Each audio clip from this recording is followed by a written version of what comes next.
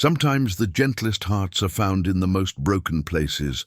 Sometimes a warm meal and a kind word can change everything. In Grimhold Fortress, they said the caged Viking would kill any woman who came near him. 3 had tried to feed Bjorn the Red. 3 never returned. But when Astrid, a widow who knew loss and hardship, was ordered to bring him food, she saw something different. Behind those fierce blue eyes wasn't a monster. It was a man who had forgotten what kindness looked like. Day after day she brought him bread and ale. Day after day he watched her with growing hunger, not for violence, but for something he thought he'd lost forever. Her quiet strength began to thaw the ice around his heart. But as war threatens the fortress and loyalties are tested, Astrid faces an impossible choice. Has she tamed a beast worth saving, or awakened a storm that will destroy them all? Before we jump back in, tell us where you're tuning in from, and if this story touches you, make sure you're subscribed, because tomorrow I've saved something extra special for you. The wooden serving tray bore the scars of countless meals carried through Grimhold Fortress, scratches from rough hands, stains from spilled ale, burns from hot bowls. In Astrid's weathered fingers, it had become more than kitchen equipment. It was her bridge between worlds, carrying sustenance to those who needed it most. She had never imagined it would one day carry hope to a man the entire fortress feared. Grimhold stood like a granite fist against the northern sky, its towers clawing at clouds that promised snow. The fortress perched on cliffs overlooking the grey expanse of the North Sea, where merchant ships and longboats alike appeared as distant specks against the horizon. Wind howled through the battlements with a voice that spoke of ancient battles and older sorrows, while below in the courtyard horses stamped and snorted in the bitter air. Astrid pulled her woolen cloak tighter as she crossed the inner bailey, her breath forming small clouds in the morning cold. At 52, she had learned to read the sky like a familiar book.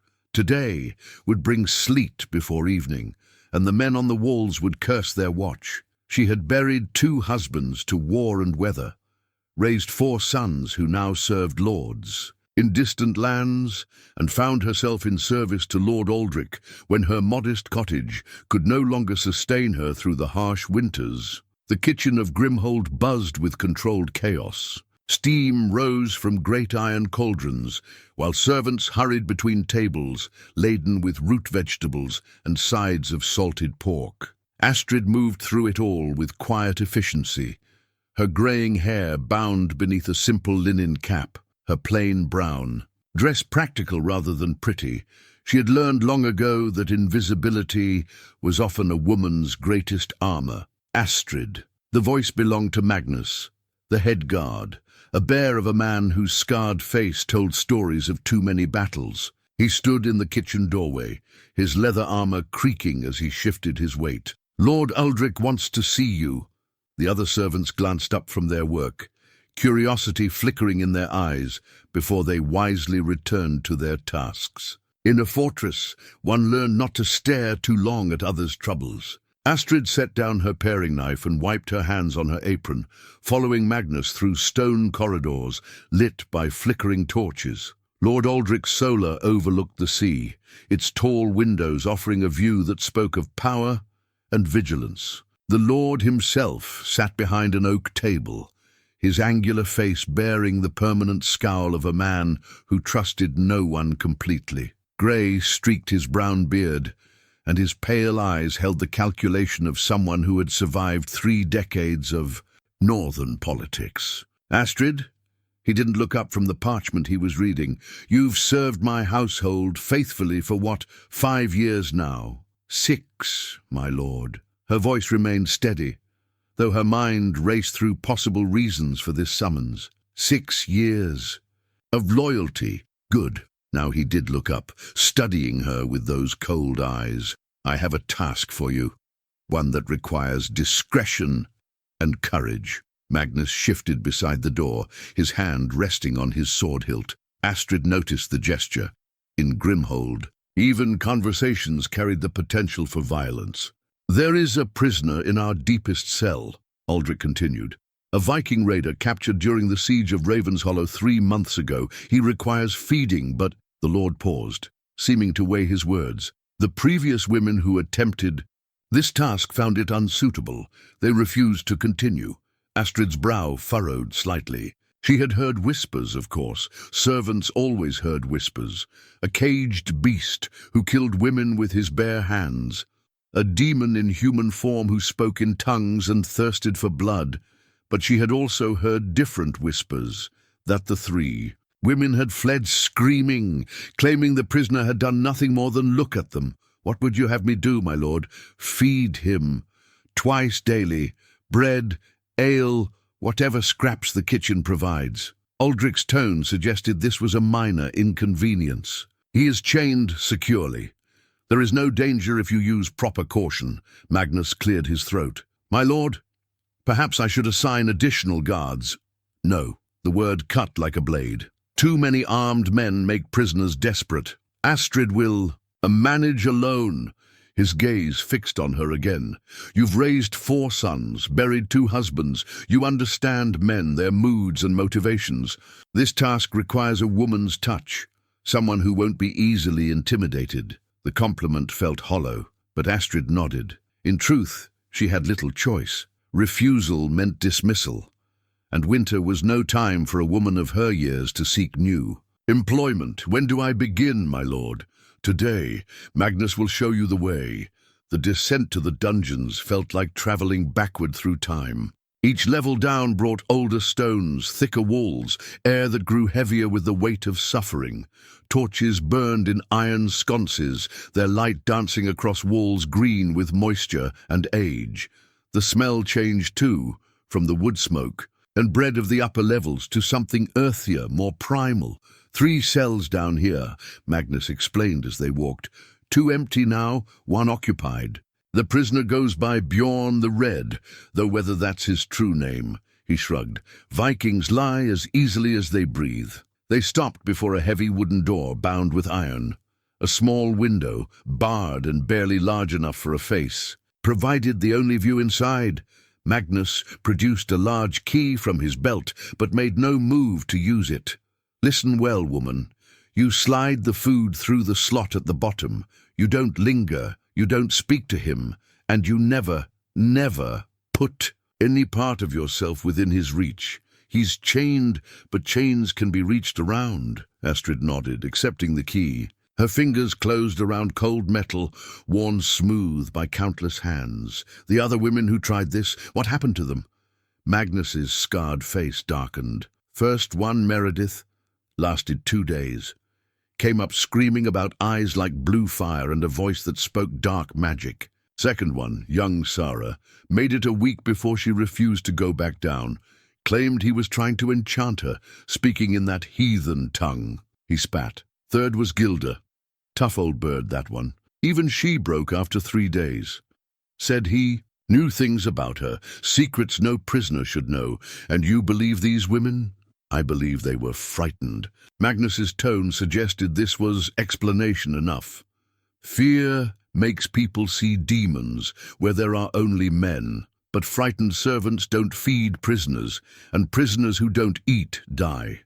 Lord Aldrich has plans for this one. Ransom, information, something. Dead Vikings serve no purpose. The guard departed, his heavy footsteps echoing up the stone stairway.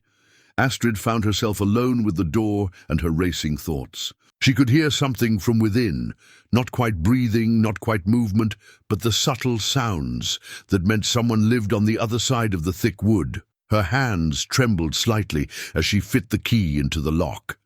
The mechanism was old but well-maintained, turning with only modest resistance. The door swung open on hinges that whispered rather than screamed, and Astrid stepped into the cell of Bjorn the Red. The space was larger than she had expected, though that wasn't saying much.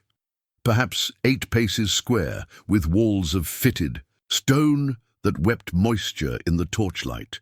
A pile of mouldy straw served as bedding in one corner, while a wooden bucket in another corner served purposes she didn't care to consider. Iron rings had been driven into the walls at various heights, and from the lowest of these stretched a heavy chain. At the end of that chain sat a man. He was not what the whispers had prepared her for. Large, yes, broad shoulders and long limbs that spoke of strength and reach. His red hair hung in matted tangles past his shoulders, and a beard of the same color covered the lower half of his face. But his eyes, those eyes were the color of winter sky, pale blue shot through with gray, and they held an intelligence that made her breath catch. This was no maddened beast.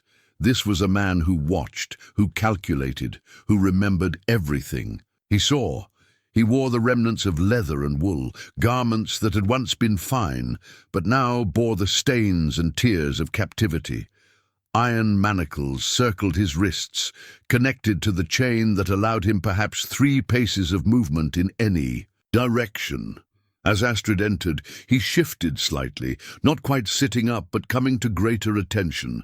They regarded each other in silence. She saw no madness in his gaze, no bestial hunger, only wariness and a deep, carefully controlled anger. What surprised her was the lack of threat in his posture. He remained seated, making no move to test his chains or demonstrate his reach. "You are new," he said finally. His voice was deep, accented with the musical cadence of the northern lands, but he spoke her language with careful precision. The others did not return. Astrid found her voice. "I am Astrid. I've come to bring you food, Astrid." He repeated her name as if tasting it. A northern name, but not Norse. Saxon.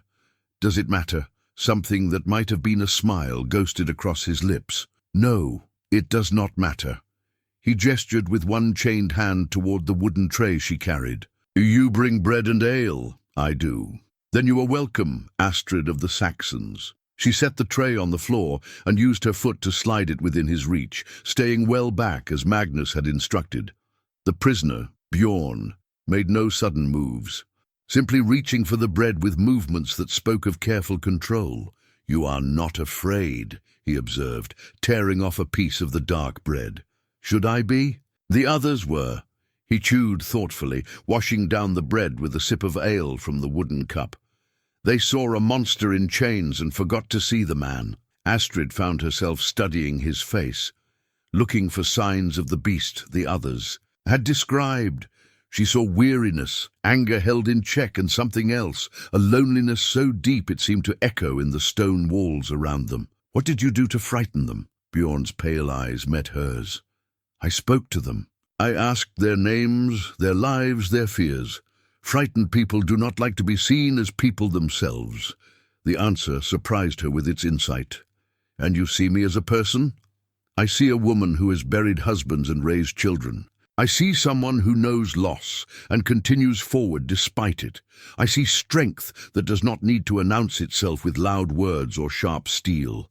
How could he know such things? The question must have shown on her face, because his expression softened slightly. "You carry yourself like my mother did, like a woman who has made the hard choices and lived with their consequences." He took another sip of ale. "Such women do not frighten easily." Astrid found herself oddly moved by his words. When had anyone last looked at her and seen strength rather than convenient servitude? "I should go," she said, though she made no immediate move toward the door. "Yes," Bjorn agreed, "but you will return." It wasn't a question, and somehow she knew he was right. The second time Astrid descended to Bjorn's cell, she carried more than food on her wooden tray. Tucked beneath the bread lay a small piece of cheese she had saved from her own meal, and wrapped in cloth was a portion of the honey cakes the kitchen had prepared for Lord Aldrich's table. Small gestures, perhaps, but ones that spoke of consideration rather than mere duty. Bjorn was sitting in the same position as before, but this time he watched the door as if he had been listening for her footsteps on the stone stairs. When she entered, carrying the flickering light of a small oil lamp along with her tray, his pale eyes fixed on her face with an intensity that should have been unsettling. Instead, Astrid found it oddly comforting to be truly seen. "Astrid of the Saxons returns," he said, and there was warmth in his voice that hadn't been there the day before. "I wondered if you would." "I gave my word to Lord Aldrich." She set the tray down and slid it forward as before, But this time she remained standing rather than immediately retreating. Duty, Bjorn mused, unwrapping the cloth to reveal the honey cakes. His eyebrows rose slightly. Though duty rarely includes such kindness, you noticed. A man notices many things when his world has shrunk to the size of a cell. He bit into one of the cakes, and for a moment his expression was almost boyish with pleasure. How long since I have tasted honey? He closed his eyes briefly. Thanks, Astrid. She found herself studying the details Magnus's warnings had made her overlook the day before. The way Bjorn's hair caught the lamplight, revealing threads of copper among the red. The careful precision of his movements, even in chains. And there, barely visible beneath his torn shirt, the gleam of silver. You wear something around your neck, she observed. His hand moved instinctively to his throat, fingers closing around whatever hung there. For the first time since she had met him, uncertainty flickered in his eyes. You have sharp eyes. My sons always said so. What is it? Bjorn hesitated, then slowly drew forth a small pendant on a leather cord. Even in the dim light, Astrid could see the careful craftsmanship. A hammer worked in silver, its handle wrapped with tiny runes. Thor's hammer, he said simply. Mjolnir, a gift from my father when I earned my sword name. Bjorn the Red. The red comes from my hair, not my deeds. His fingers turned the pendant, catching the light. Though I have spilled my share of blood in battle. Astrid moved a step closer, drawn by something in his tone. You speak of it with regret. I speak of it with honesty. Bjorn looked up at her and she saw pain there, old and deep and carefully buried. A man can be skilled at killing and still wish he lived in a world where such skills were unnecessary. The admission hung between them like a bridge neither had expected to build. Astrid found herself taking another step forward, close enough now that she could see the intricate knotwork carved into the hammer's surface. It's beautiful, she said softly. My father was a craftsman before he was a warrior. He said that beautiful things remind us what we fight to protect. Bjorn's thumb traced the pendant's edge. I have not seen much beauty in recent months. Something in his tone made her look closer at his face. Really look. Beneath the matted beard and wild hair, she could see the gauntness of poor eating, the pallor of too little sunlight.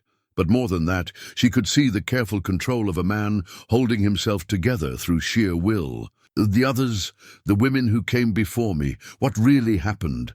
Bjorn was quiet for a long moment, finishing the honey cake before he answered. Meredith came first, young, frightened, convinced I would leap from the shadows and devour her. I tried to speak gently, to put her at ease. He shrugged.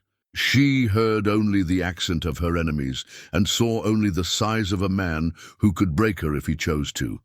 When I asked her name, she ran. And Sarah? Sarah was braver, or perhaps more curious. She stayed longer, asked questions. I told her of my homeland, of the mountains and fjords, thinking to show her that Vikings are people like any others. His expression darkened. She listened for 3 days, then stopped coming. I learned later, she told the guards I was trying to bewitch her with heathen magic. And Gilda? A ghost of a smile crossed his lips. Gilda was interesting, tough, as your guard Magnus said. She reminded me of the women of my village, practical, unafraid of hard work or hard truths. But she was also suspicious, watching for tricks and deceptions. When I spoke of small details, how she favored her left leg when walking, how her hands bore the scars of kitchen burns, she decided I possessed dark knowledge. Astrid considered this, but you were simply observant, as you are being now. His pale eyes met hers. You notice things others miss. The pendant, my manner of speaking, the fact that I have not threatened you or tested my chains to frighten you into compliance. It was true. In all the warnings about his dangerous nature, no one had mentioned that he sat still as stone when she entered, that his voice remained level and calm, that his movements were careful not to seem threatening. Why? The question emerged before she could stop it. Why do you treat me differently?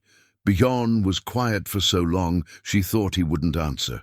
When he finally spoke, his voice was softer than before. "Because you look at me as if I am a person, rather than a beast. Because you brought honeycakes to a prisoner when bread alone would have fulfilled your duty. Because," he paused, seeming to weigh his words, "because you remind me that kindness still exists in this world, even in the darkest places." The honesty in his tone struck her like a physical blow. When had anyone last spoken to her with such genuine gratitude? Her sons wrote dutifully but distantly from their distant posts. The other servants valued her competence, but rarely her company.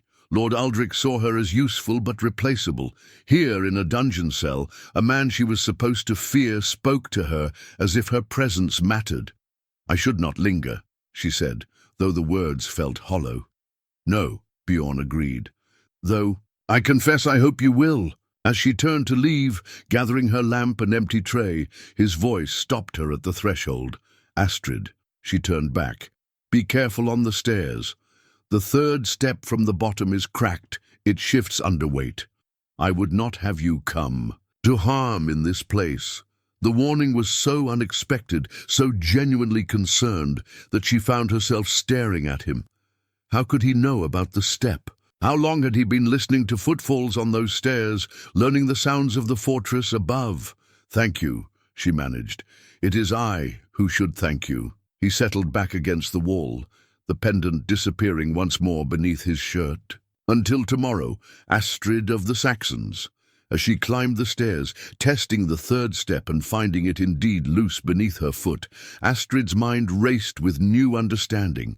The other women hadn't fled because Bjorn was dangerous. They had fled because he was perceptive, intelligent, and utterly unlike the beast they had been prepared to encounter. They had run not from a monster, but from a man who saw too much, and spoke too honestly about what he saw. At the top of the stairs, Magnus waited with his usual scowl. "Any trouble?" Astrid considered her answer. "None at all." "Good. Lord Aldrich is pleased you're managing where the others failed." His scarred face studied her. "Just remember, he may seem calm now, but Vikings are cunning. Don't let your guard down." She nodded, though privately she wondered who was really being cunning in this arrangement. As she walked back through the corridors toward the kitchen, Astrid found herself thinking not about warnings and cautions, but about the genuine gratitude in a prisoner's voice when she had shown him simple human kindness. Tomorrow, she decided, she would bring him something warm.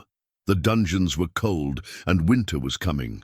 Behind her, if she had looked back, she might have seen Magnus watching her retreating form with narrowed, calculating eyes. The healer's pouch was small and worn, made of soft leather that had darkened with age and use. Astrid had carried it through 2 marriages, 4 births, and countless nights tending fever-sick children. Inside lay dried herbs, small vials of tinctures and strips of clean linen, the tools of a woman who had learned that healing was often more valuable than any other skill. She had noticed the infection on Bjorn's 3rd day. It was subtle at first, a slight favoring of his left wrist, where the iron manacle rubbed against skin, a careful way of moving that spoke of pain being managed rather than absent. By the 5th day, she could see the reddened flesh around the metal band, and by the 7th, she caught the telltale smell of festering wounds when she entered his cell. "You're hurt," she said without preamble, setting down the morning meal. Bjorn glanced at his wrists, then back at her. "The chains chafe. It is nothing unusual." "Let me see." He hesitated, and for a moment she thought he would refuse. Then slowly, he extended his arms, allowing her to see what the iron had done to his flesh. The manacles had worn deep grooves in his wrists, and around the left one, infection had set in with ugly determination. The skin was hot and swollen, weeping a clear fluid that spoke of the body's struggle against corruption. "This needs tending," Astrid said, her voice carrying the authority of a woman who had dealt with such wounds before. "It will kill you if left alone." Perhaps that would solve many problems. The quiet bitterness in his tone made her look up sharply. Is that what you want? Bjorn met her eyes, and she saw exhaustion there. Not just physical, but something deeper. I want many things, Astrid. Few of them are possible. She studied his face, noting the careful way he held himself, the slight tremor in his hands that spoke of fever beginning to build.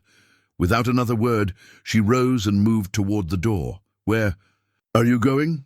To get supplies? She paused at the threshold. Unless you prefer to die of infection rather than live in chains. Something shifted in his expression. Surprise, perhaps, or gratitude. You would risk helping me? I would risk helping anyone who needed it. The words came out more sharply than she intended, carrying the weight of old frustrations. Healing is not political, Bjorn.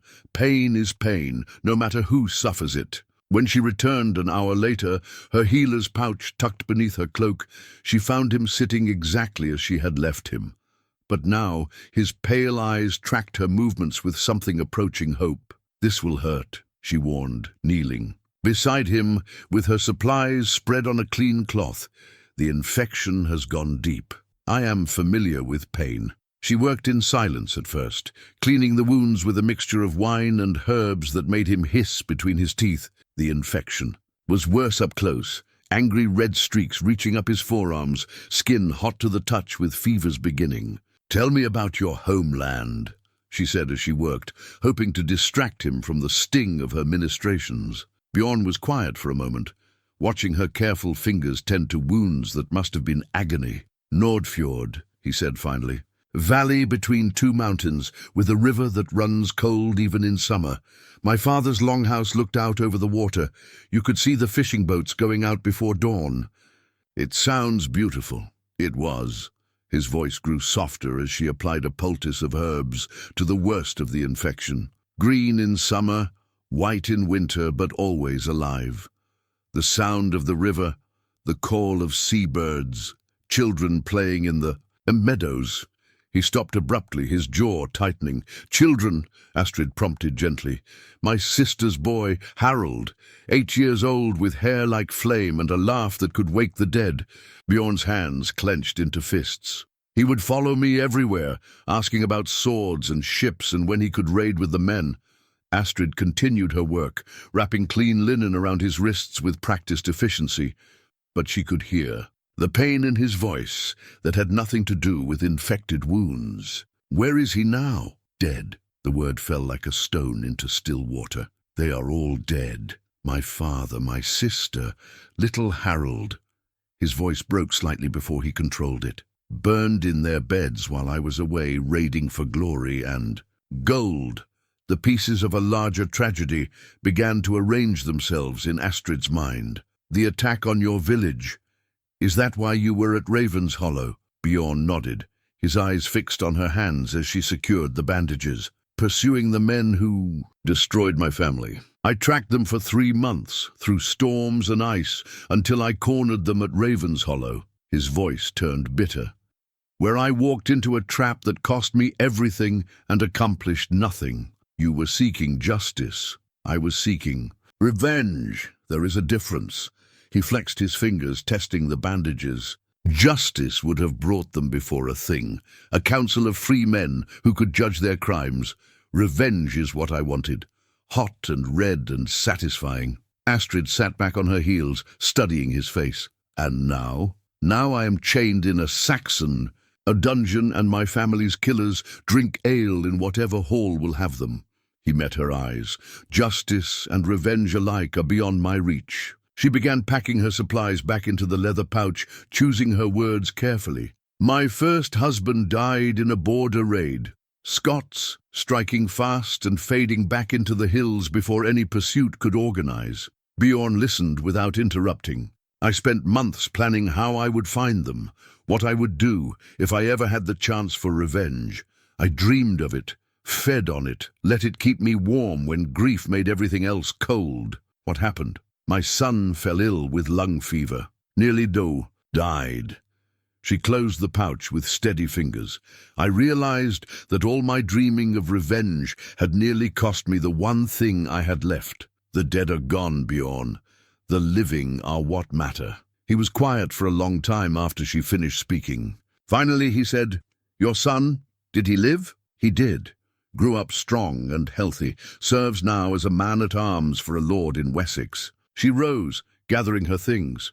"Has 3 children of his own, and you found peace?" Astrid considered the question. "I found purpose. In caring for my remaining children, in the work of my hands, in small kindnesses where I could offer them." She looked down at him.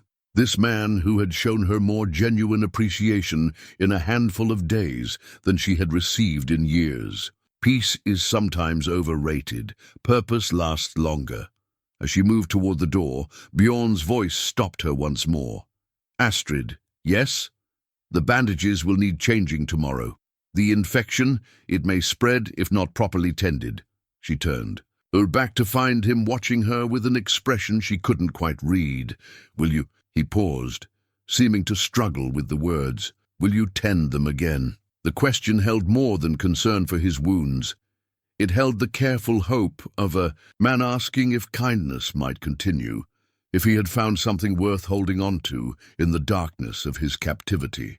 "Yes," she said simply, "I will tend them." The relief that crossed his features was so profound it made her chest tighten with unexpected emotion. As she climbed the stairs, testing that loose 3rd step, Astrid found herself thinking not about duty or risk, but about the way gratitude could light a man's eyes, even in the deepest darkness. Tomorrow, she would bring him something for the fever. And perhaps, if she could manage it without suspicion, something to ease the ache of old grief that seemed to weigh on him as heavily as his chains. The carved bone chess piece was no larger than Astrid's thumb, but the detail work was extraordinary. Every feather on the raven's wings had been etched with painstaking care, and its eyes seemed to hold an intelligence that spoke of the craftsman's skill. Bjorn held it out to her with hands that no longer shook with fever, his infection finally conquered by her diligent care. "For you," he said simply. Astrid stared at the small carving, then at the man who had created it. How did you—" "The bone from yesterday's chicken, a nail I worked loose from the wall." He gestured to a spot near his sleeping area where stone had crumbled around an old iron fitting. "Time is the one resource I have in abundance." She took the piece, marveling at its weight and the smoothness of its surface. "It's beautiful, but I cannot—" "You can." His voice was quiet but firm. "You have given me healing, kindness, conversation that reminds me I am still human. Allow me to give you something in return." The raven perched in her palm, wings spread as if frozen in the moment before flight. "Why a raven?" "In my land, ravens are Odin's messengers. They see all, remember all, carry news between the worlds of the living and the dead." Bjorn's pale eyes met hers. "You have been my messenger, Astrid, carrying word from the world above that mercy still exists." Over the past 2 weeks, their conversations had grown deeper, more personal. She had learned that Bjorn could recite poetry in 3 languages, that he had traveled as far south as Constantinople in his youth, that his hands were as skilled at crafting as they were at warfare. In return, she had shared stories of her sons, memories of her late husbands, the small triumphs and sorrows that made up a life lived quietly but fully. "Tell me about your poetry," she said, settling into what had become her usual spot. Close. Enough for conversation, but still mindful of the chain's reach. "What would you know?" "Something happy. Something that speaks of life rather than death." Bjorn leaned back against the stone wall, his eyes growing distant. When he spoke, his voice took on the rhythmic cadence of formal verse. "In summer fields where barley grows and children's laughter freely flows, the sun sets gold on mountain stone, while hearts find peace they've never known." His accent made the words musical, giving them a richness that ordinary speech lacked. "Beautiful," Astrid murmured. "Did you compose it?" "Years ago, watching my nephew play in the grain fields behind our longhouse. He was chasing butterflies, laughing every time one escaped his grasp. The memory brought a soft smile to his face. I thought, Then that happiness was a simple thing: sunlight, laughter, the promise of a good harvest. And now I think happiness is finding someone who sees you as more than your worst moments. He looked at her directly. Someone who brings honey cakes to prisoners and tends infected wounds without asking what crimes earned the chains. Heat rose in Astrid's cheeks at the intensity of his gaze. I am nothing special, Bjorn. Any woman with healing knowledge would have done the same. 3 women came before you. None stayed to learn my name, much less tend my wounds or listen to my stories. He shifted slightly, the chains clinking softly. You are more special than you know, Astrid of the Saxons. Before she could respond, your voices echoed down the stone stairway, multiple people descending, their footsteps sharp with purpose. Astrid quickly tucked the carved raven into her pouch and moved toward the door, but it opened before she could reach it. Magnus entered first, followed by 2 guards she didn't recognize, and a thin, sharp-faced man in fine clothes who could only be Lord Aldrich's nephew, Crispin. Behind them came another figure that made her blood chill, Brother Marcus, the fortress chaplain, whose presence usually meant serious accusations. Astrid, Magnus's voice was carefully neutral. Step away from the prisoner. She obeyed, her mind racing. Had someone seen her bringing extra food? Noticed how long she lingered during meal deliveries? Crispin studied Bjorn with the calculating gaze of a merchant evaluating livestock. So this is the famous Bjorn the Red, smaller than the stories suggested. Stories have a way of growing, Bjorn replied mildly, but Astrid could see the tension in his posture. Indeed they do. Crispin's smile was cold. The stories I'm hearing lately concern unusual kindness being shown to enemy prisoners. Healing supplies disappearing from the stores, servants spending far too much time in dungeons. The words hit Astrid like physical blows, but she kept her expression steady. I was ordered to feed the prisoner, my lord, nothing more. And yet Brother Marcus tells me he's observed you entering the storerooms after hours, taking items not related to simple feeding. Crispin's pale eyes fixed on her, items suitable for treating wounds and illness. Brother Marcus stepped forward, his gaunt face wearing its usual expression of righteous disapproval. A Christian woman should not show such concern for a heathen raider. It suggests a corruption of proper thinking. I showed mercy to a fellow human being, Astrid said quietly. I thought that was Christian virtue. Mercy, perhaps, but lingering conversation, teaching him our language, bringing him comforts beyond. Bare necessity? The chaplain's voice grew sharper. Such behavior suggests dangerous sympathies. From his position against the wall, Bjorn spoke for the first time since the interrogation began. The woman has shown me only basic kindness. If that troubles your faith, perhaps you should examine your faith more closely. The temperature in the cell seemed to drop several degrees. Magnus's hand moved to his sword hilt while the other guards shifted into more aggressive stances. The prisoner speaks without being addressed, Crispin observed. Interesting. And his command of our language has indeed improved remarkably. I am a quick student when properly motivated, Bjorn said, his tone still calm, but with an edge that hadn't been there before. And what motivates you, Viking? Bjorn's pale eyes found Astrid's face across the cell. For just a moment, something passed between them. A connection deeper than words, an understanding that transcended the chaos of the moment, the hope that kindness might survive in this world, he said quietly, even in the darkest places. Crispin followed his gaze, and his smile grew colder. Ah, I see. The prisoner has developed an attachment to his caretaker. How touching, and how useful. The words carried implications that made Astrid's stomach turn cold with dread. Magnus, Crispin continued without taking his eyes off Bjorn. Double the guard on this cell, and Astrid, now he did look at her, your services will no longer be required here. Other arrangements will be made for feeding our guest. But no discussion. His voice cut like a blade. You are dismissed from this duty, effective immediately. As the group began to file out of the cell, Astrid caught one last glimpse of Bjorn's face. The mask of calm control had slipped slightly, revealing the desperation beneath. Their eyes met for one brief moment, and she saw in his gaze not just loss, but fear. Not for himself, but for what her absence might mean in the growing storm of suspicion. The last thing she heard as the door closed was the sound of his chains, no longer soft whispers of movement, but the harsh clank of a man testing his bonds with sudden, desperate strength.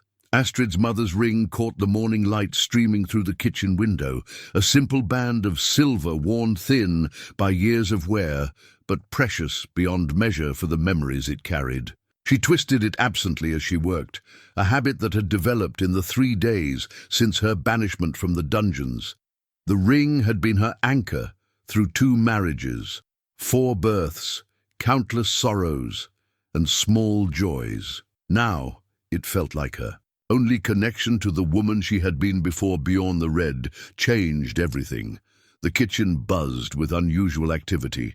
Word had come at dawn that ships had been spotted on the horizon, longships with striped sails and dragon prows that could only mean one thing. The Vikings had come to Grimhold. How many? Asked Mabel, the head cook, her flour-dusted hands pausing in their kneading. 7 ships, maybe 8, replied Thomas, a stable boy who had run from the watchtowers with the news. Flying red and black banners. The lookouts say they're holding position just beyond arrow range. Astrid's blood turned cold. Red and black, those were the colors of the Raven clan, Bjorn's people. But how could they know he was here? Unless, Lord... Aldrich's called for full readiness, Magnus announced as he strode into the kitchen. His armor was freshly oiled, his sword loose in its sheath. All non-essential personnel to remain in the inner keep. Food preparation for siege rations begins immediately. The servants scattered to their tasks, but Magnus caught Astrid's arm as she moved toward the pantry. Not you. Lord Aldrich wants to see you in the solar. Fear and hope warred in her chest as she followed the guard captain through corridors already bustling with defensive preparations. Soldiers moved with grim efficiency, checking weapons and securing shutters. The very air seemed to thrum with the tension of impending conflict. Lord Aldrich stood at his window, gazing out at the sea where the distant ships waited like carrion birds. He didn't turn when she entered, but his reflection in the thick glass showed a face carved from stone. Astrid, tell me, in your conversations with our prisoner, did he ever mention his clan affiliations? She chose her words carefully. He spoke of his homeland, my lord, a place called Nordfjord. Nordfjord. Aldrich repeated the name like a curse. Seat of Jarl Ragnar the Black, war leader of the Raven clan. Now he did turn, his pale eyes boring into hers. The same clan whose ships now darken my horizon. I don't understand, my lord. Don't you? His smile held no warmth. A prisoner taken in battle, held for ransom or information. Ships appearing. To negotiate his release. It's an old game, Astrid, and one I've played before. The implications hit her like a physical blow. You think they've come for Bjorn? I think they've come for Bjorn the Red, son of Jarl Ragnar, heir to the leadership of one of the most powerful clans in the north. Aldrich moved to his desk, where maps and correspondence lay scattered. Information that our prisoner was remarkably reluctant to share during his initial questioning. Son of a Jarl, heir to leadership. The quiet, thoughtful man who carved ravens from chicken bones was nobility among his people, a prize worth the risk of sailing into enemy waters to recover. Why are you telling me this? Because, my dear Astrid, you're going to help me end this siege before it begins. Aldrich picked up a piece of parchment, holding it between them like a weapon. You're going to carry a message to our guest, a message that will make him very eager to cooperate. The parchment bore Aldrich's seal, but Astrid could see writing beneath the wax, words that would carry either salvation or doom. And if I refuse, then you'll be tried for treason. Consorting with the enemy, providing aid and comfort to a prisoner of war, corrupting the security of the fortress. His voice was conversational, almost friendly. "The penalty, as you know, is death." The ring on her finger seemed to grow heavier, a reminder of all the losses that had brought her to this moment. 2 husbands to war, sons scattered to distant service, a life rebuilt from scraps, all of it balanced now on the edge of a blade. What does the message say? Terms for negotiation. His freedom in exchange for the withdrawal of the fleet and certain guarantees about future raids in this region. Aldrich's smile was thin as winter ice, plus, of course, suitable tribute for his maintenance during his stay. Astrid stared at the sealed parchment. Everything about this felt wrong, the timing too convenient, Aldrich's confidence too absolute. But what choice did she have? "I'll take your message. I knew you would." And Astrid, his voice stopped her, at the door. "Remember that your loyalty is being tested here. Make sure you pass that test." The descent to the dungeons felt different this time. Where before she had carried food and healing, now she carried the weight of manipulation and political maneuvering. The familiar stone walls seemed to press closer, the air heavier with unspoken threats. 2 guards flanked Bjorn's door now instead of 1, and both watched her with suspicious eyes as Magnus unlocked the cell. Inside, she found Bjorn sitting in his usual position.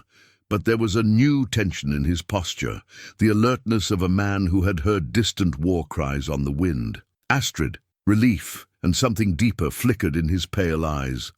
"I thought I would not see you again. I bring a message from Lord Aldrich." She held up the parchment, noting how his expression immediately hardened. "Ah, the terms of my ransom, no doubt." He gestured for her to come closer. "What price has he set on a Viking's head?" She moved to within arm's reach, closer than she had been since the confrontation with Crispin. This close, she could see the changes 3 days had wrought, new lines around his eyes, a tightness to his mouth that spoke of sleepless nights and growing desperation. "I haven't read it," she said quietly, "but there are ships, my father's ships." Bjorn's voice carried a mixture of pride and sorrow. "I hear their war horns when the wind changes, the sound of home, so close I could almost reach out and touch it."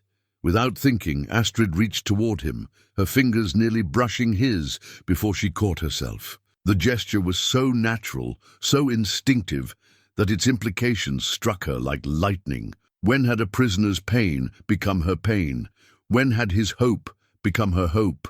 Bjorn noticed her aborted movement, and his eyes searched her face with an intensity that made her breath catch. "Astrid," he said softly, "whatever that message contains, whatever Lord Aldrich asks of me, know that meeting you has been the one bright thing in these dark months." The words hit her harder than any physical blow, carrying a weight of emotion that made her chest tight with unnamed feelings. "Read the terms," she managed, pressing the parchment into his hands. As he broke the seal and scanned the contents, she watched his expression shift from hope to confusion to something approaching rage. "What is it?" Bjorn looked up at her, and in his pale eyes she saw not the anger she expected, but profound sadness. "It seems, Astrid, that we are both pieces in a game neither of us fully understood." The broken sword hilt was no bigger than a man's palm, but Bjorn handled it with the reverence others reserved for holy relics. The metal was pitted with age and wear, its once proud blade long since shattered, but the craftsmanship of the grip remained unmistakable. Intricately worked steel wrapped in leather that had been worn smooth by countless battles. "Gram," he said quietly, holding it so the torchlight caught the faded runes etched along its surface. "My grandfather's blade, and his grandfather's before him. It has drunk the blood of kings and cut the bonds of the enslaved." Astrid knelt beside him, in the cell, closer than she had ever dared before. The parchment with Aldrich's terms lay crumpled on the floor between them, its contents forgotten in the face of this more intimate revelation. "How do you still have it?" "I hid it in my boot when they took me. A broken blade is just scrap metal to most men." His thumb traced the worn leather grip. but to me it is the last piece of who I was before this place. The siege had entered its second day.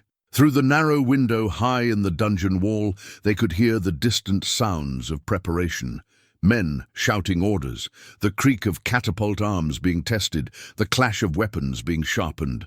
The Viking fleet had moved closer during the night, close enough that their war horns could be heard clearly when the wind shifted. The terms Aldrich offered. Astrid said carefully, "You called them impossible." Bjorn's jaw tightened. "He wants more than my freedom. He wants me to stand before my father's warriors and renounce my claim to leadership, to name him as overlord of our clan and swear fealty to his crown." The broken sword hilt clenched in his fist. "He wants me to trade my honor for my life. And if you refuse, then I die, and my father's ships sail home empty-handed." His pale eyes met hers. "And you die alongside me because Aldrich will need someone to blame for his failure." The words hit her like cold water. "Me? Did you think he brought you here by chance? You are his insurance, Astrid. If I refuse his terms, he will claim you. Were my accomplice that you helped me communicate with the fleet. Your kindness to a prisoner becomes treason, and your death becomes his justification for executing me." The pieces fell into place with horrible clarity. The timing of her dismissal from dungeon duty followed so quickly by her recall. Crispin's accusations about her dangerous sympathies. The way Aldrich had watched her face when he revealed Bjorn's true identity. "I've been a pawn from the beginning, we both have." Bjorn reached out tentatively, and this time she didn't pull away when his fingers brushed hers. But pawns can sometimes change the game, if they choose to move themselves instead of waiting to be moved. His touch was warm, calloused from years of sword work, but gentle in a way that made her breath catch. She looked down at their joined hands, his bearing the fresh scars of healed manacles, hers marked by kitchen burns and years of hard work. Two lives that should never have intersected, now bound together by forces neither could control. "What are you suggesting? That we stop playing by his rules?" Bjorn's voice dropped to barely above a whisper. "There are things about this fortress he doesn't know I've learned. Weak points in the walls, patterns in the guard rotations, passages that connect to the old escape tunnels." Astrid's heart began to race. "You're talking about escape. I'm talking about survival. For both of us." His grip on her hand tightened. "My father's ships aren't just here for negotiation, Astrid. They're here for war. If I don't return to them soon, they'll storm these walls and take me by force. How many innocents will die in that assault?" She thought of the servants she worked with daily, the stable boys and kitchen maids who had no part in the political games of lords and jarls. People like herself, caught between forces beyond their control. But the guards, the chains, are not as secure as they appear. Bjorn shifted slightly, and she heard the soft clink of metal that sounded different from before. "I've been working on the links, slowly, carefully, night after night. Metal fatigues if you know how to stress it." The implications were staggering. "How long have you been planning this?" "Since the moment I realized you were more than a servant bringing food. Since I understood that someone innocent would pay the price for my captivity." His eyes searched her face. "But I cannot do it alone, Astrid. I need someone on the outside, someone who knows the routines of the fortress, someone who can move freely without suspicion. You need me to betray everything I've known for 6 years. I need you to choose between the life you've built here and the life you could have elsewhere." His voice was earnest, desperate. "Come with me, Astrid. When the walls fall and the smoke clears, come with me to a place where your worth is measured not by your usefulness to lords, but by the kindness in your heart." The offer hung between them like a bridge across an impossible chasm. Leave Grimhold, leave everything familiar, sail away with a man she had known for mere weeks to a land she had never seen. "I'm 52 years old, Bjorn. I'm not some young maiden who can start over in a foreign land. You're a woman who has survived loss, raised children, healed wounds, and shown mercy to those who needed it most." His thumb traced across her knuckles. My people value such women above gold. You would be welcomed, honored, protected. Protected. The word resonated in ways she hadn't expected. When had she last felt truly protected, truly valued for who she was rather than what she could provide? And if we're caught, then we die together, which is better than dying apart. The broken sword hilt caught the light as he held it up between them. I cannot offer you a whole blade, Astrid. I cannot promise you safety or comfort or even survival. But I can offer you something you haven't had in years. What? A choice. Your choice, made freely for yourself alone.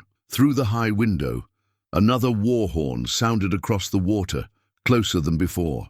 Time was running out, and with it, the luxury of careful consideration. Astrid looked at their joined hands, at the broken sword that represented both destruction and hope, at the face of a man who had seen her not as a servant, but as a person, worthy of respect and affection. For the first time in years, someone was asking not what she could do for them, but what she wanted to do for herself. "Tell me about these tunnels," she said quietly. The relief that flooded Bjorn's face was like sunlight breaking through storm clouds. The secret letter was hidden beneath a loose stone in the foundation of Lord Aldrich's solar, wrapped in oiled leather to protect it from the dampness that seeped through even the finest masonry. Astrid might never have found it if she hadn't been searching for the tunnels Bjorn had described, passages that supposedly connected the lower levels of the fortress to escape routes carved by builders long dead. She had been feeling along the walls in the storage chamber beneath Aldrich's quarters, looking for the hidden entrance Bjorn claimed existed somewhere in the eastern foundation. Her fingers had found the loose stone by accident, and curiosity had driven her to work it free. What she discovered inside changed everything she thought she knew about Grimhold, about Lord Aldrich, and about the man she had come to care for, more than she dared admit. The letter was dated 3 months ago, the same time Bjorn had been captured at Raven's Hollow. The seal was unfamiliar, bearing the mark of some southern lord, and the contents were written in a clerk's precise hand. But the implications were clear enough to make her hands shake as she read, by flickering candlelight. "My Lord Aldrich, the arrangements you requested have been completed. The village of Nordfjord has been razed as agreed, with no survivors to carry tales. The Jarl's family died, as you specified, in their beds, believing themselves safe from winter raiders. Your Saxon mercenaries performed their duties efficiently before returning south with their payment. The sun, as you predicted, has followed the false trail to Raven's Hollow, where your forces wait to spring their trap. When he is taken, the leadership of the Raven clan will fracture, leaving them ripe for subjugation under your planned northern expansion. The woman you requested for this stratagem has been placed among your servants, as discussed. Astrid of Wessex, lately widowed, with healing skills and a gentle nature that will serve to keep the prisoner compliant until you have need of him. She knows nothing of her true purpose and believes her employment came through normal channels. Your servant in this enterprise, Lord William of Brackenfell." The parchment fluttered from her nerveless fingers, and for a moment the world seemed to spin around her. Every kindness she had shown Bjorn, every moment of genuine connection, every growing feeling of affection, all of it orchestrated by Lord Aldrich for his own political purposes. She was not a servant who had happened to be assigned to feed a prisoner. She was a weapon, carefully selected and positioned to keep Bjorn passive while Aldrich maneuvered for advantage. Her gentleness, her healing skills, even her widowed status, all of it had been calculated, planned, used.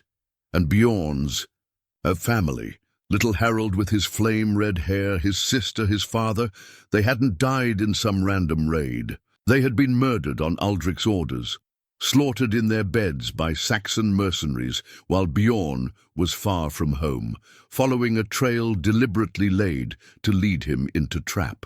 The weight of realization crushed down on her like a physical force. She had been feeding the man whose family had been destroyed by her supposed protector.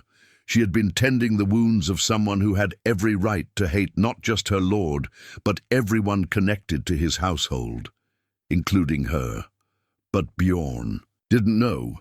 He thought his family's killers were random raiders, Vikings from rival clans. He had spoken of seeking justice, of his failed pursuit ending at Ravenshollow, never suspecting that the real architect of his grief lived in the very fortress that now held him prisoner. Astrid's mind raced through the conversations they had, shared, looking for signs that he suspected the truth, but there had been none, only genuine grief for his lost family and growing affection for the woman he believed had shown him unexpected kindness in the darkness.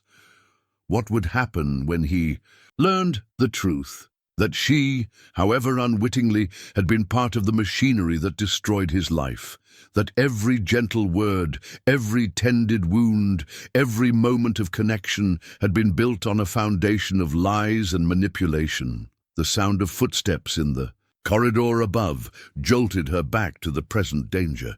She quickly replaced the stone, tucking the letter inside her bodice, where it seemed to burn against her skin like a brand. By the time Magnus appeared at the top of the stairs, she was examining a wine barrel with the focused attention of someone completing a mundane task. "What are you doing down here?" His voice carried suspicion that had become habitual where she was concerned. Lord Aldrich requested an inventory of the wine stores. She lied smoothly, gesturing at the rows of barrels and casks. "In case of siege conditions." Magnus grunted, apparently satisfied with the explanation. "Well, finish quickly. The prisoner has been asking for you." Her heart clenched.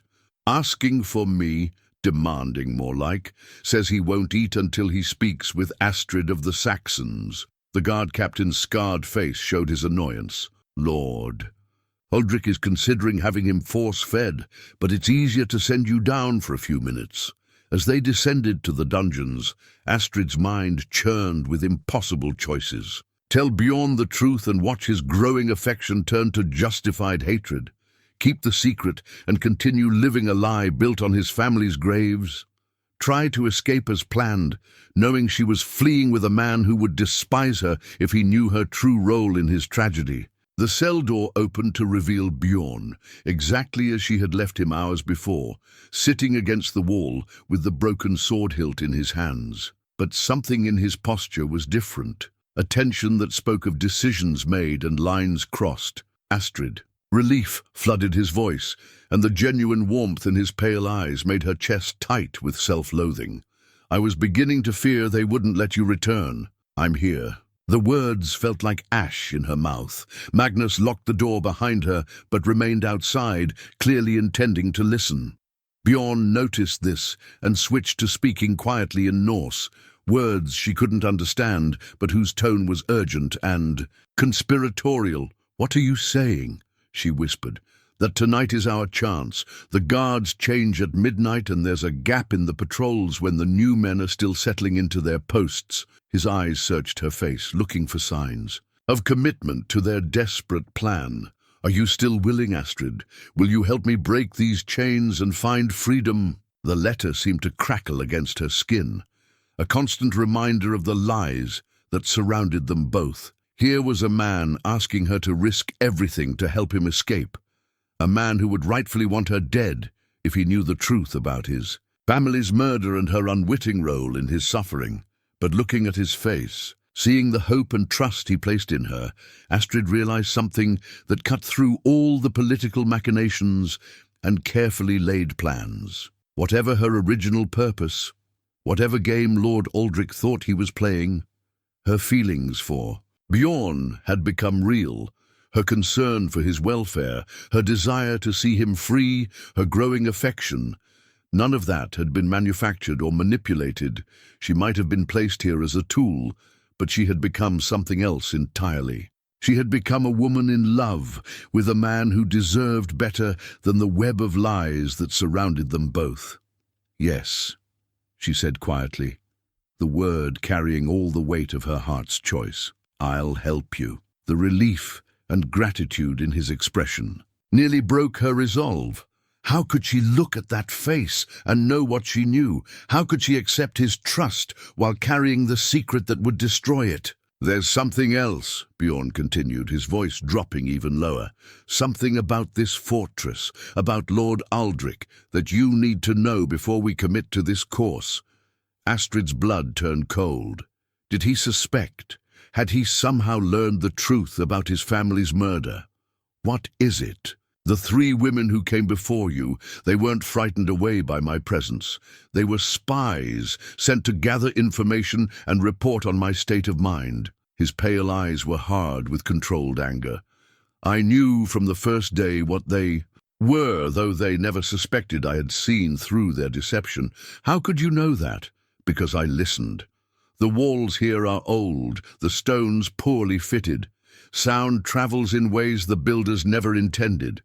I heard Aldrich giving them instructions, heard them reporting back on my condition, my willingness to cooperate, my potential weaknesses." His grip tightened on the broken sword hilt. "But you were different from the start. Your concern was genuine.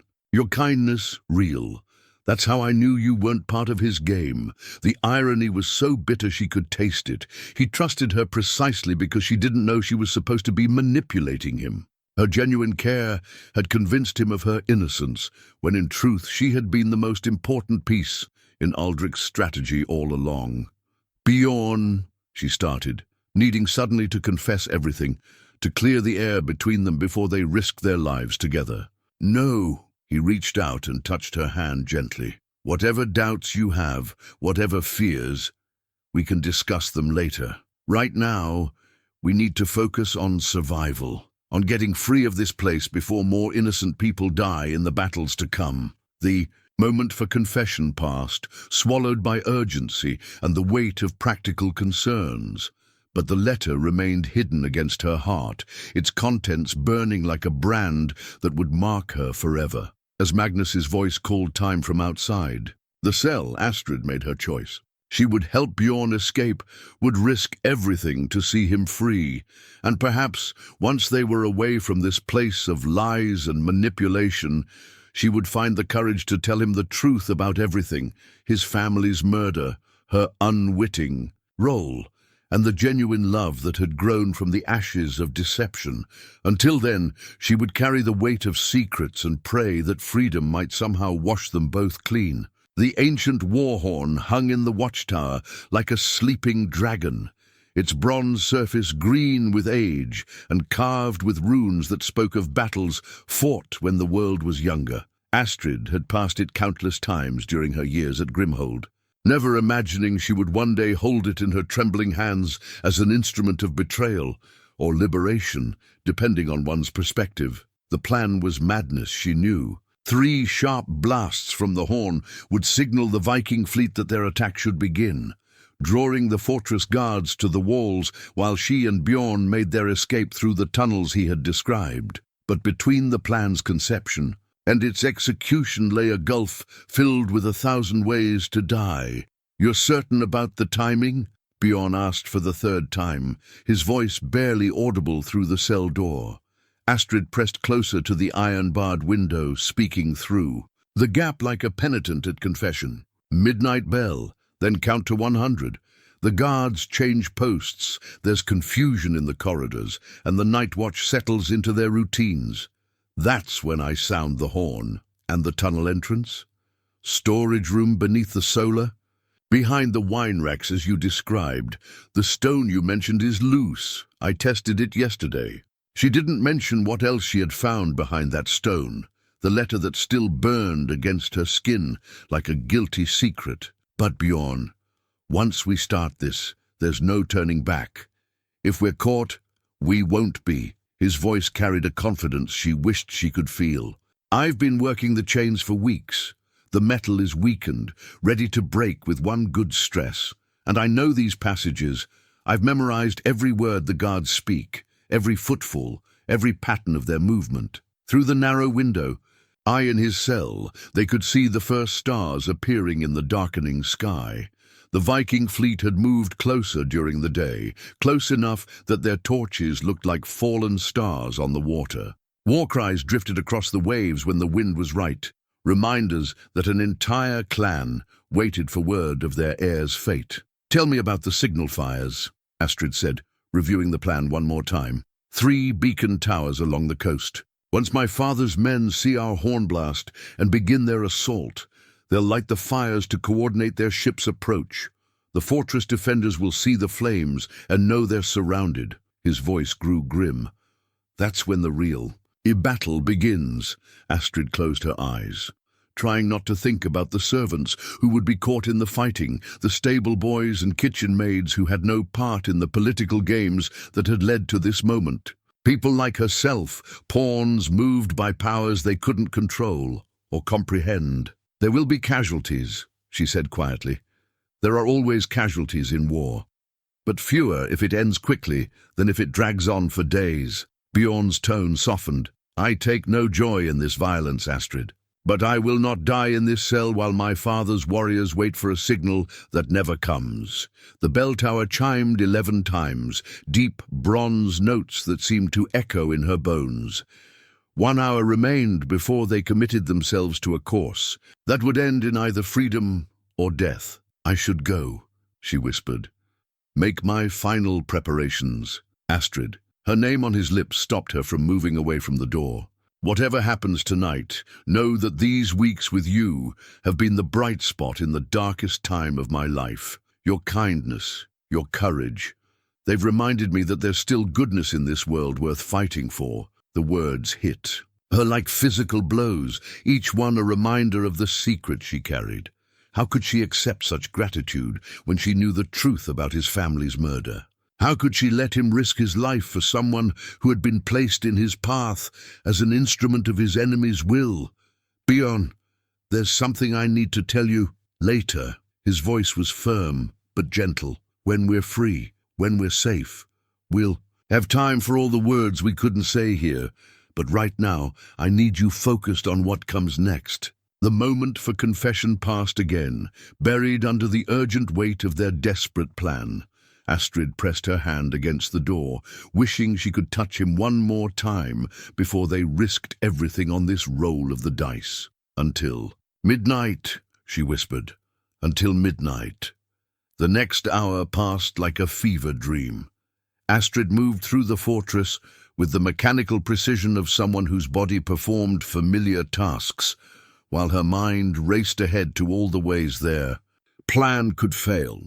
She helped prepare the evening meal, cleaned the kitchen after supper, banked the fires in the great hearth, all normal activities that would be remembered later as signs that she had shown no unusual behavior before her treachery.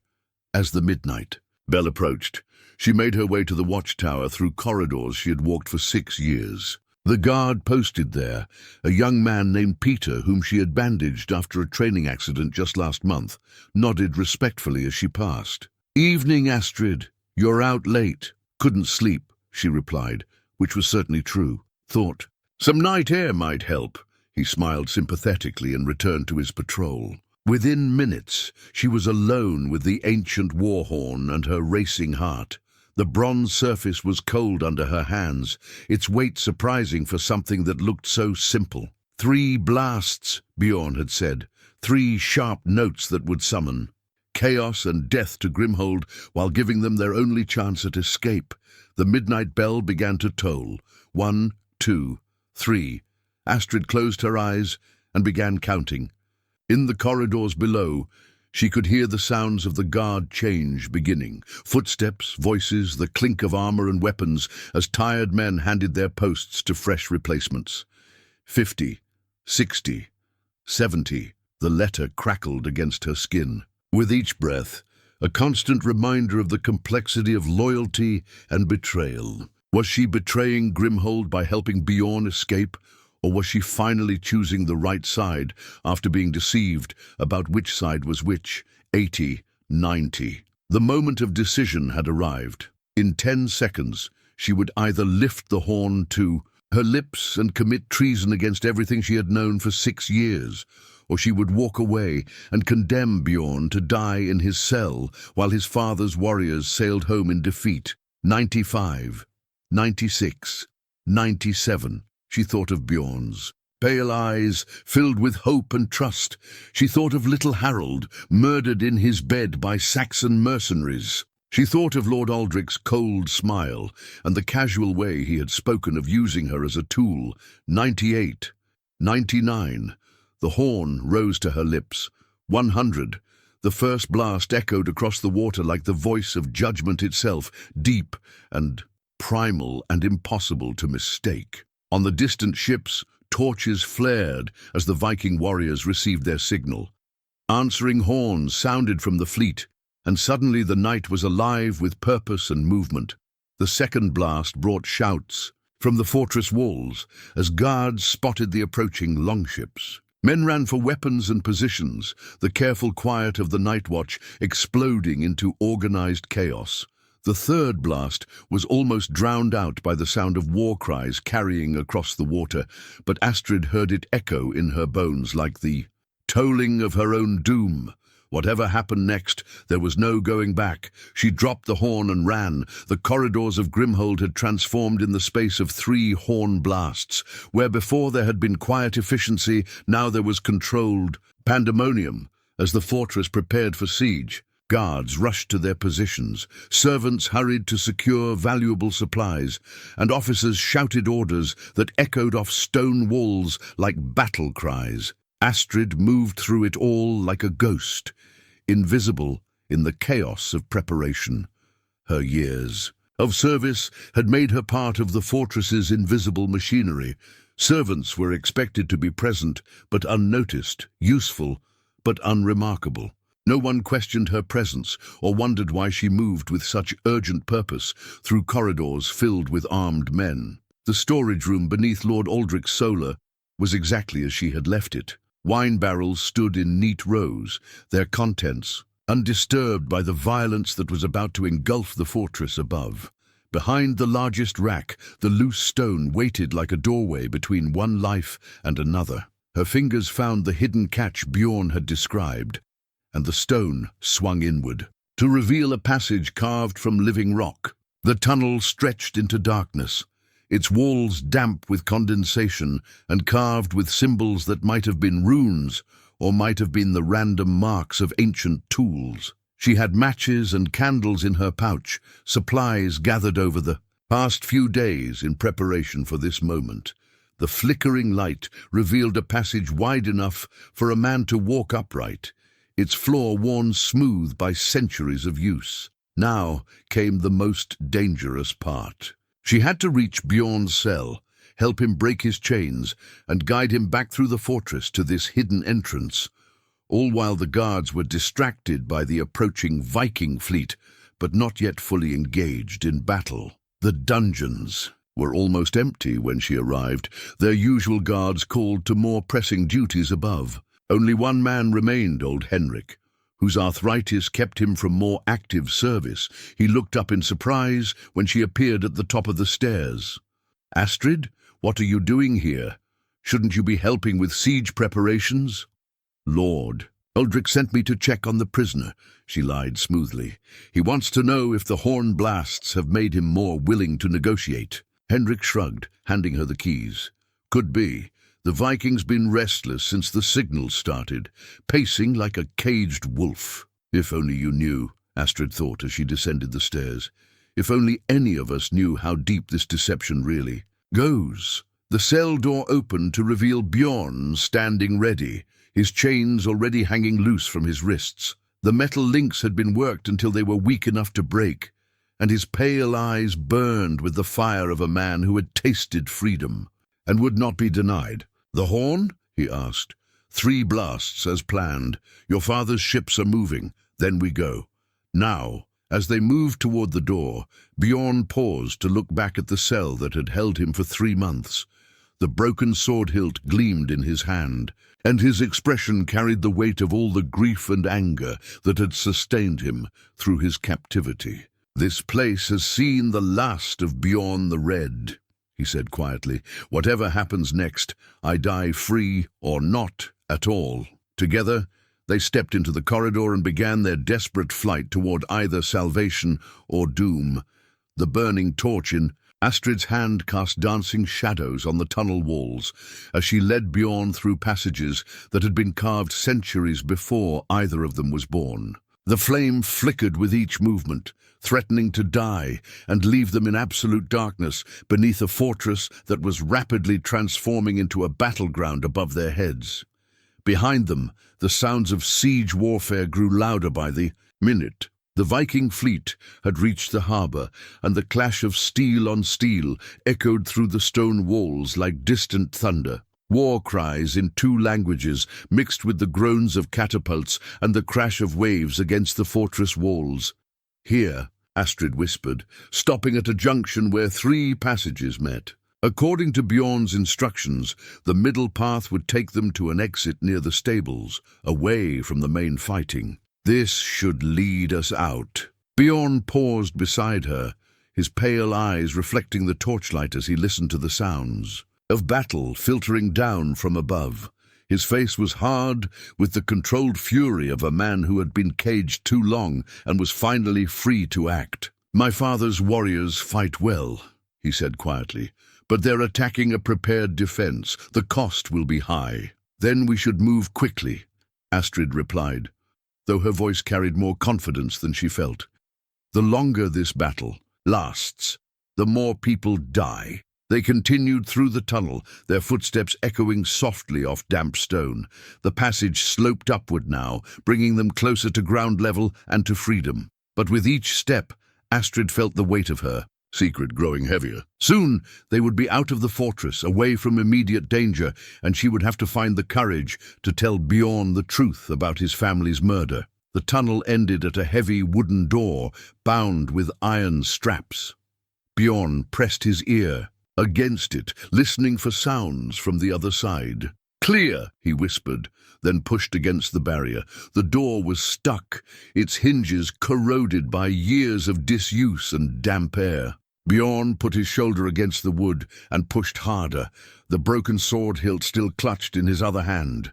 With a groan of protesting metal, the door swung open to reveal the stable-yard of Grimhold Fortress. The scene beyond was chaos. The stables themselves were empty. The horses had been moved to safety deeper within the fortress, but the yard was crisscrossed by running figures. Guards rushed toward the walls, servants hurried to secure supplies, and in the distance, flames. From the harbour painted the night sky red. "Stay close," Bjorn whispered, then stepped into the open air. After months of captivity in a stone cell, the feeling of wind on his face and stars above his head was intoxicating. Astrid watched as he breathed deeply, his eyes reflecting starlight and something that might have been tears. "Free," he murmured, so quietly she almost didn't hear it. They moved across the yard in short dashes, using the shadows of buildings and the confusion of the siege to mask their passage. The outer wall was perhaps 50 yards away, and beyond, it lay the rocky path that led down to the harbour where Bjorn's father's ships waited. They were halfway to the wall when the trap was sprung. "Going somewhere?" Lord Aldrich's voice cut through the night air like a blade. They turned to find him standing in the doorway of the armory, flanked by Magnus and 6 armed guards. His pale eyes were bright with triumph, and his smile held all. "The warmth of winter ice. Did you really think I didn't know about the tunnels?" He continued, stepping into the yard with the casual confidence of a man who held all the winning pieces. "Did you imagine that 3 months of planning could unfold without my knowledge?" Bjorn stepped protectively in front of Astrid, the broken sword hilt raised like a weapon despite its uselessness. "Let her go, Aldrich. Your quarrel is with me."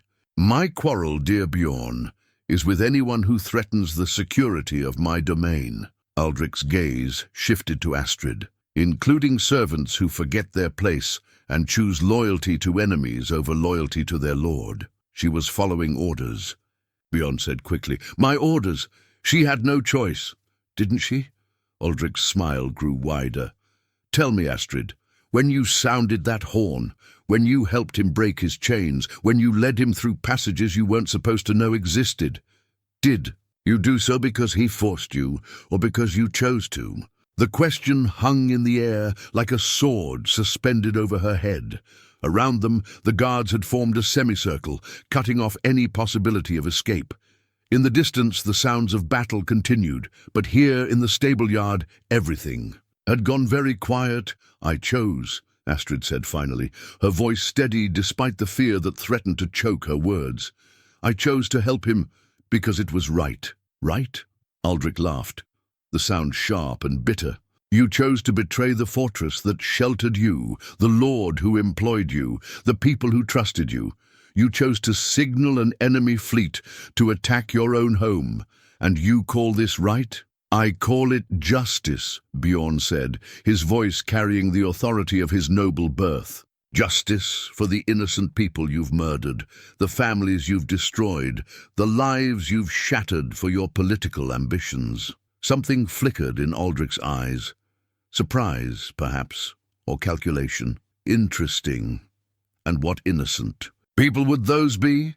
The villagers of Raven's Hollow, the merchants you've taxed into poverty, the prisoners who've died in your dungeons. Bjorn's voice grew harder with each word.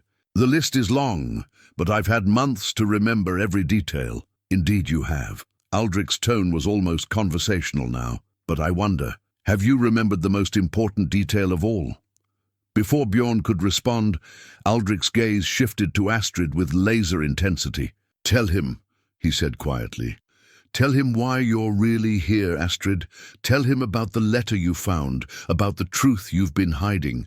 Tell him about his family." The world seemed to stop turning. Astrid felt the blood drain from her face as Bjorn's pale eyes fixed on her with growing confusion and dawning suspicion. "What letter?"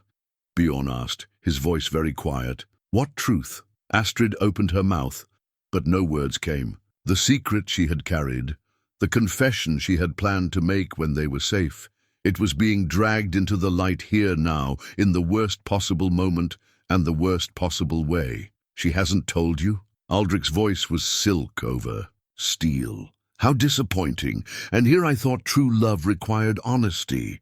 The torch in Astrid's hand trembled, casting wild shadows across the faces of the men who surrounded them. In Bjorn's eyes, she could see trust beginning to crack like ice under spring sun. "Astrid," he said, and her name on his lips sounded like a prayer for mercy. "What is he talking about?"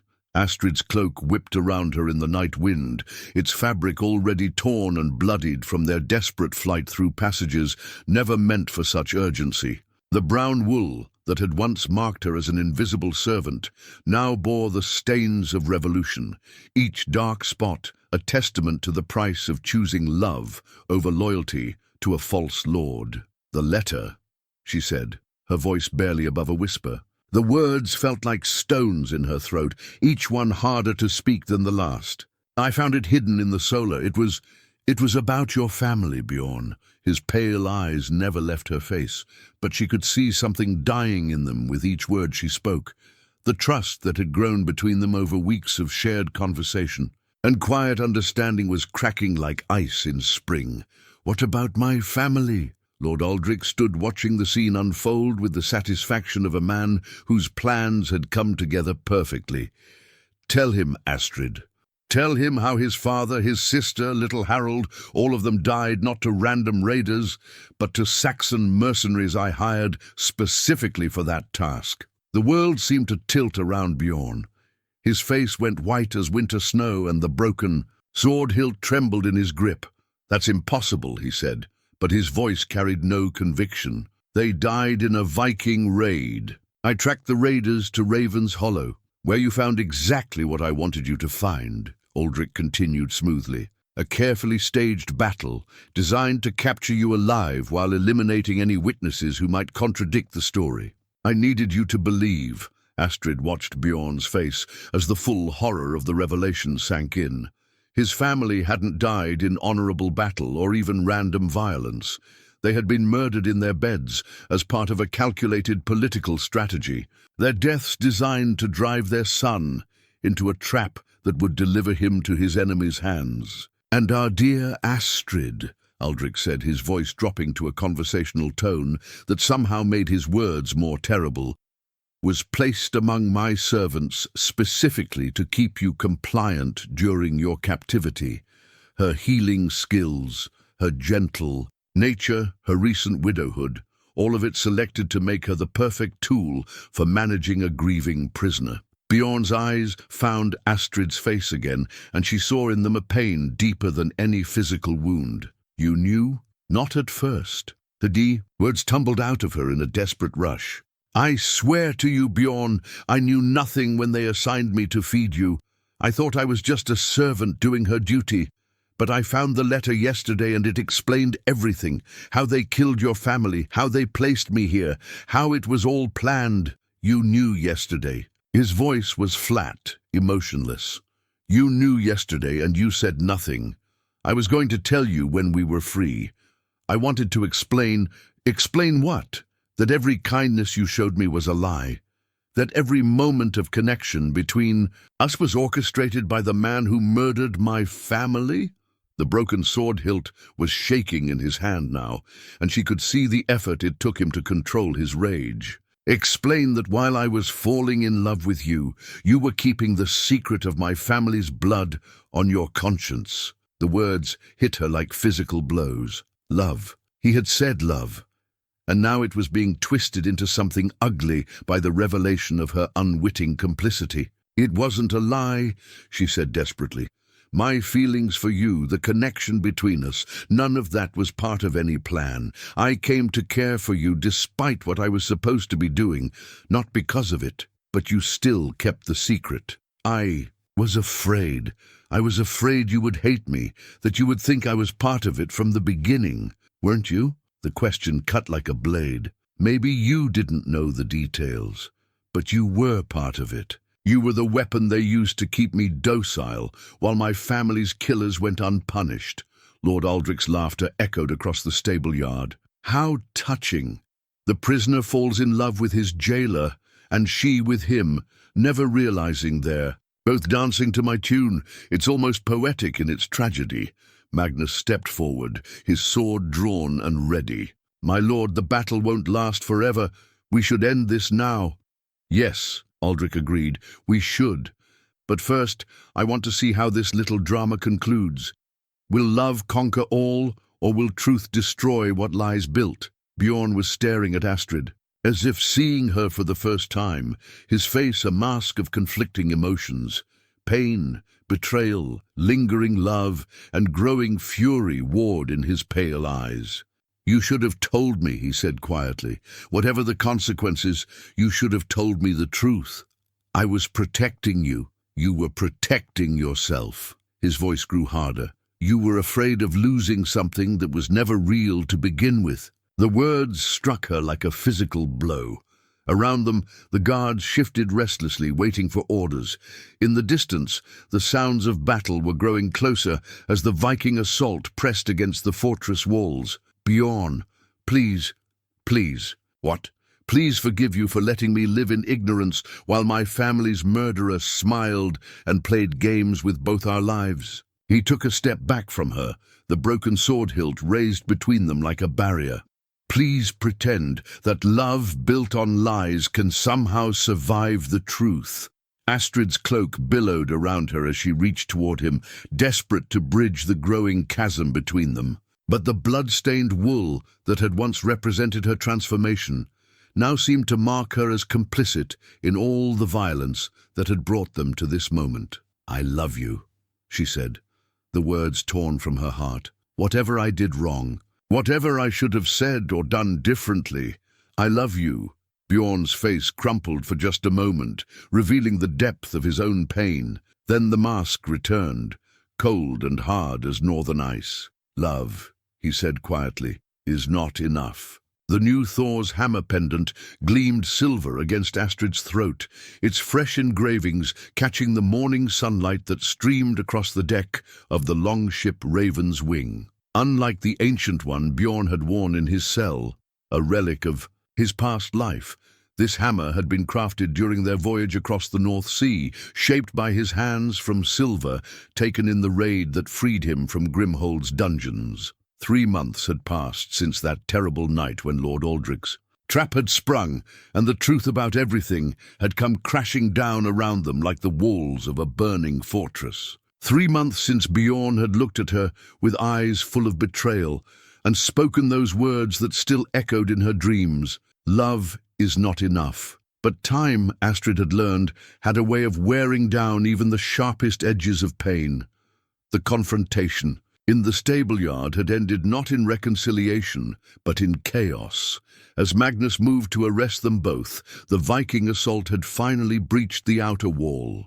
Bjorn's father's warriors had poured into the fortress like a flood of fire and steel, their war cries echoing off stone walls that had stood for centuries, but could not stand against a jarl's fury at his son's captivity. In the confusion of the battle, Uldric had tried to use Astrid as a human shield, holding a knife to her throat while demanding safe passage. It was then that Bjorn had made his choice, not between love and justice, not between truth and lies, but between saving the woman who had been both his salvation and his betrayal, or letting his anger consume them all. He had saved her.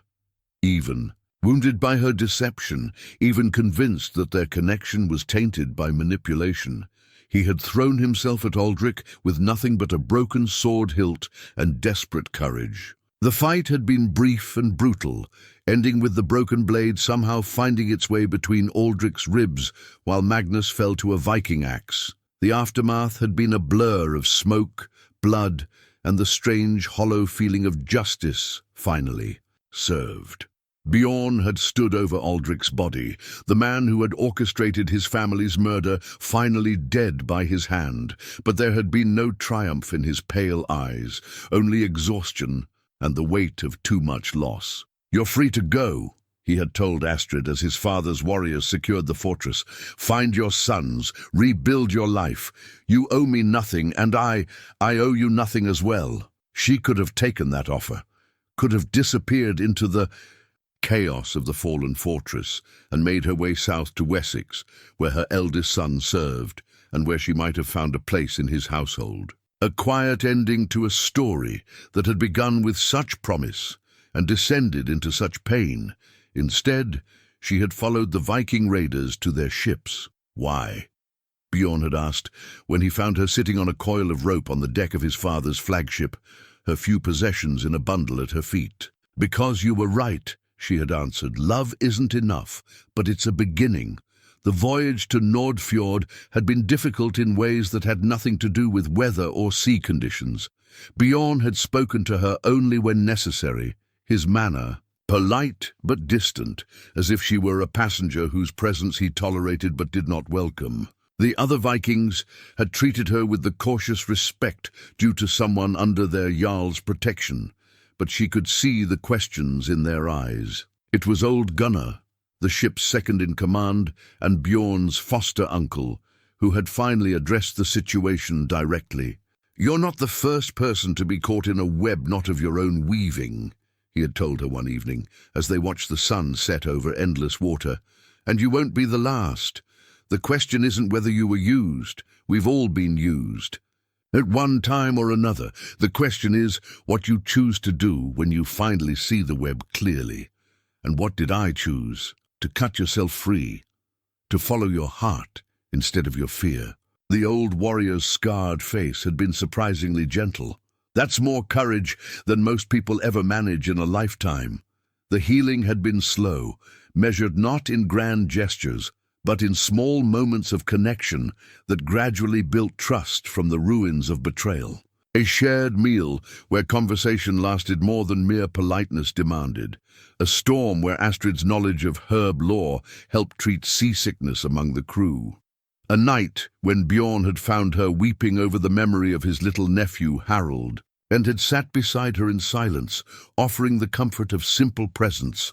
Now, as they approached the rebuilt village of Nordfjord, constructed on the ashes of the home Uldric had destroyed, Astrid touched the hammer pendant and marveled at the journey that had brought her here. The woman who had begun this story as an invisible servant, manipulated and used without her knowledge, had somehow become the companion of a jarl's son and heir to one of the most powerful clans in the north. "Nervous?" Bjorn asked, moving too. Stand beside her at the ship's rail. Terrified, she admitted, watching the approaching shoreline where people had gathered to welcome their returning heroes. Your father's people. They know I was part of Aldrich's household. They know how I was used. They know you chose to stand with their Jarl's son when it mattered most. His hand covered hers on the rail, warm and strong, and no longer afraid of contact. They know you helped him find justice for their murdered kin. That's what matters to them and to you. The question had taken her months to find the courage to ask. What matters to you? Bjorn was quiet for a moment, watching the familiar coastline grow larger as the ship approached home. When he spoke, his voice carried the weight of hard-won wisdom. I used to think that truth was simple, that right and wrong were as clear as black and white, that love could conquer any obstacle if it was pure enough. He turned to look at her, and she saw in his pale eyes not the innocent trust of their early days, but something deeper and more durable. I know better now. Truth is complicated. Right and wrong often wear each other's faces. And love isn't about conquering obstacles. It's about choosing to work through them together. The pendant at her throat caught the light as she turned to face him fully, even when those obstacles include betrayal, deception, the weight of terrible secrets, especially then. His other hand rose to cup her cheek, thumb tracing the line of her jaw with infinite gentleness. We both made mistakes, Astrid. You in keeping the secret too long, me in expecting perfection from someone caught in an impossible situation. But we're here now, together, choosing each day to build something real from the ruins of what was false. As the longship entered the harbour of Nordfjord, and the cheers of the waiting crowd reached across the water, Astrid felt something settle in her chest that she hadn't experienced in years. A sense of coming home to a place where she was valued, not for her usefulness, but for herself. The new Thor's hammer pendant would never replace the ancient one that had connected Bjorn to his murdered family. But it represented something equally precious. The choice to create new bonds, new meanings, new love from the ashes of old grief. Sometimes, she thought as Bjorn's hand tightened around hers, the gentlest hearts truly were found in the most broken places.